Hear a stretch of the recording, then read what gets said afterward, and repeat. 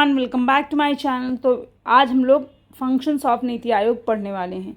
Previous video में हमने planning commission और नीति आयोग के बीच का डिफरेंस देखा था और कुछ इंफॉर्मेशन देखे थे। फिर नीति आयोग किस तरीके से फंक्शनिंग करती है वो देखा था। सारी चीज़ें हमने डिटेल में देखी थी।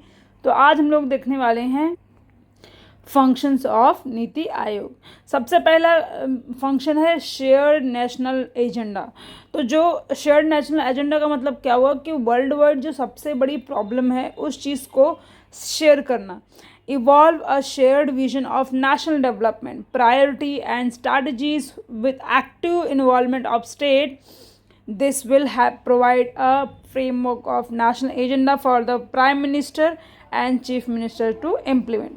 यानी कि जो देश का मेजर प्रॉब्लम है, एक चाहे वो इकोनॉमिक ग्रोथ हो, चाहे वो नेशन का डेवलपमेंट हो, उसमें से प्रायोरिटी कौन कौन सी है, किस तरीके से स्ट्रैटेजाइज किया जाएगा, ये सारी चीज़ें जो है यहाँ पे फर्स्ट फंक्शन है। ये हम फर्स्ट फंक्शन है, ठीक है। और इसको कौन नेशनल एजेंडा करके इम्प्लीमेंट करेगा? तो प्राइम मिनिस्टर और चीफ मिनिस्टर ऑफ इंडिया और या फिर nation. Next, state best friend at a centre, यानी कि जो सेंट्रल गवर्नमेंट होगी वो सारे जो स्टेट गवर्नमेंट है उनकी सबकी बेस्ट फ्रेंड होगी। कैसे? तो जब भी स्टेट गवर्नमेंट को in terms of any kind of help की ज़रूरत होगी तो वो किससे कांटेक्ट करेगा? वो कांटेक्ट करेगा सेंट्रल गवर्नमेंट। और सेंट्रल गवर्नमेंट क्या करेगी? उसके जो भी विशेष इन टर्म्स ऑफ या फिर जो भी उसके क्वेरीज है वो सारी चीज़ें क्या करेगी? सॉल्व करेगी। और सॉल्व किस तरीके से करेगी? और सॉल्व करने के साथ साथ उसे सपोर्ट भी करेगी। So support state in addressing their own challenges, building on strengths, comparative advantage. This will be through various means such as coordination with ministers, championing their ideas at the center, provide consultancy support and building capacity. तो मैंने आपको बताया किस तरीके से help करता है central government state government की। तो यानी कि स्टेट गवर्नमेंट सेंट्रल गवर्नमेंट से कोऑर्डिनेट करेगा और अपने आइडियाज़ को प्रेजेंट करेगा सेंटर में, ठीक है, सेंट्रल गवर्नमेंट में। और उनको अच्छी तरीके से क्या करेंगे? उसको अच्छी तरीके से कंसल्ट किया जाएगा और सपोर्ट किया जाएगा और उनकी कैपेसिटी को और बढ़ाया जाएगा। कैपेसिटी इन द सेंस, अगर वो एजुकेशन में काम कर रहे हैं और एजुकेशन में अगर उन्होंने 3% का डेवलपमेंट किया है तो उस 3% के डेवलपमेंट को 4% से या 10% से ऐसे कैपेसिटी को बिल्ड किया जाएगा। नेक्स्ट आता है डिसेंट्रलाइज प्लानिंग। यानी डिसेंट्रलाइज का मतलब क्या? रूट से काम करना, है ना, ग्राउंड लेवल से काम करना। So reconstruction the planning process into bottom up model from village, that is local government to national government और सेंट्रल गवर्नमेंट। यानी कि जो भी कॉज आ रहे हैं, जो भी चीज़ें हम करेंगे वो रूट कॉज से करेंगे, यानी कि डायरेक्टली विलेज से स्टार्ट करेंगे। कैसा होता है? पहले जो अर्बन सिटीज़ होती हैं वहाँ पे तो डेवलपमेंट हो जाता है, but what about those who are urban rural areas? तो रूरल एरियाज़ में सबसे पहले डेवलपमेंट होगा, फिर डिस्ट्रिक्ट लेवल पे होगा, स्टेट लेवल पे होगा, उसके बाद फिर नेशनल लेवल। यानी कि ये जो काम है वो डिसेंट्रलाइज बेसिस से और अच्छी तरीके से प्लान करके किया जाएगा। नेक्स्ट आता है नॉलेज एंड इनोवेटिव हब।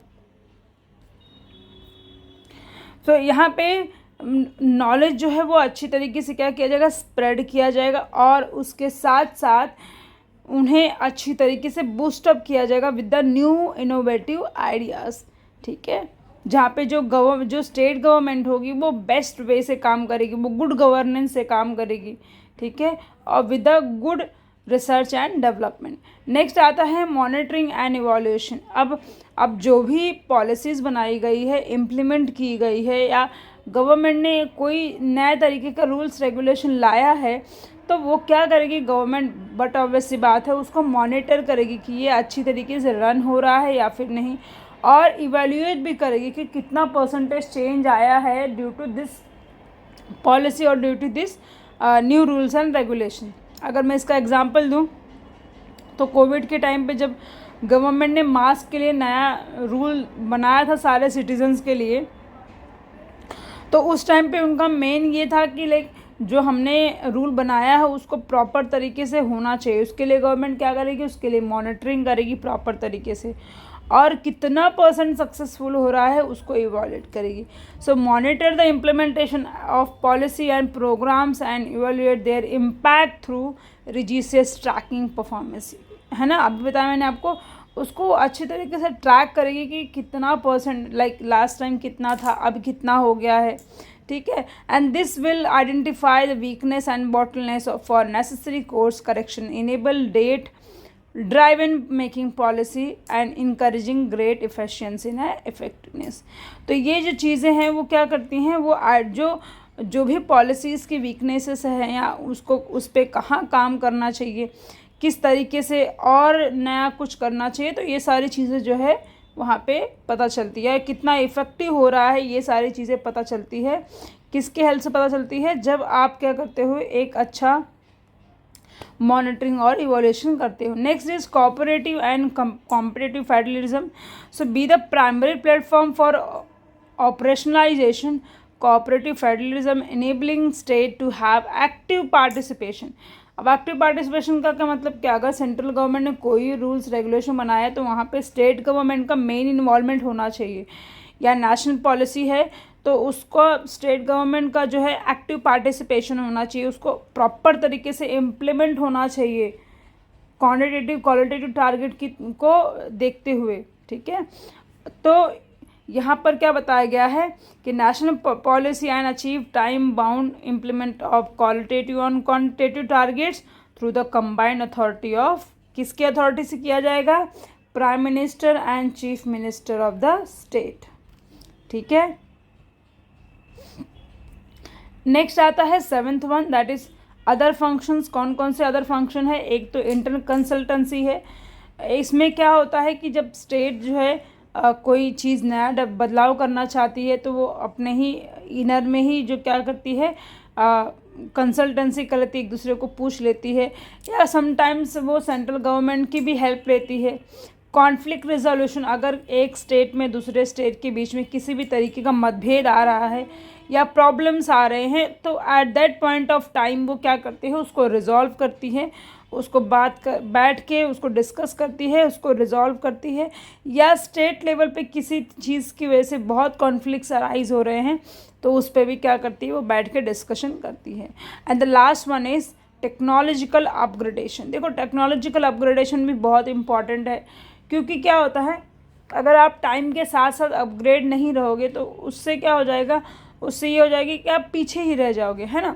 तो टेक्नोलॉजिकल अपग्रेड होना बहुत ज़रूरी है। तो टेक्नोलॉजिकल अपग्रेड जो है, जैसे फॉर एग्ज़ाम्पल पहले क्या था कि अभी जो कैंसर का ट्रीटमेंट था वो मुंबई जैसे मेगा सिटीज़ में ही अवेलेबल था। अभी धीरे धीरे वो हर स्टेट के कहीं ना कहीं जो है एक एक सेंटर ओपन किया जा रहा है, ताकि जो मरीज़ हैं वो बेचारे कहीं किसी भी स्टेट में रहते थे तो मुंबई आके, समटाइम मैंने ऐसा भी देखा है कि वो सड़कों पे रहते थे ट्रीटमेंट के दौरान, जिनके पास पैसा है वो होटल्स में रुकते थे या रिलेटिव्स के यहाँ पे रुकते थे।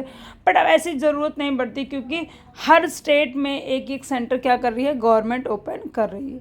तो टेक्नोलॉजिकल अपग्रेडेशन होना बहुत ज़रूरी है। अब ये टेक्नोलॉजिकल अपग्रेडेशन का क्यों मैंने एग्जाम्पल दिया, क्योंकि यहाँ पर जो मशीन्स की यूज़ की जाती हैं वो बहुत ही अपग्रेड फॉर्म की होती हैं। तो जब तक डेवलपमेंट नहीं आएगा तब तक अब टेक्नोलॉजिकल अपग्रेडेशन पॉसिबल ही नहीं है, ठीक है। तो मैं आज आपको फिर इन दोनों के बीच का कंपैरिजन बता देती हूँ, फिर हम लोग वाइंड अप करेंगे। प्लानिंग कमीशन कब स्टैब्लिश हुआ था, 15 मार्च 1950, और नीति आयोग स्टैब्लिश हुआ 1 जनवरी 2015। प्लानिंग कमीशन क्या थी, planning commission enjoy the power to allocate funds to minister and state of the government.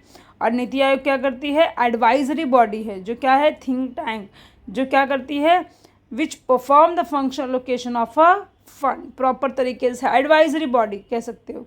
Next यहाँ पर क्या है, role of the state was distracted, यानी कि यहाँ पे स्टेट का रोल जो है बिल्कुल भी नहीं था। एनुअल प्लानिंग बनती थी जो पूरे स्टेट को ही फॉलो करनी पड़ती थी, पर यहाँ पर नहीं है। एक्टिव पार्टिसिपेशन है किसका, स्टेट गवर्नमेंट का, यानी कि स्टेट गवर्नमेंट का जो रोल है बहुत सिग्निफिकेंट और बहुत ही इंपॉर्टेंट है।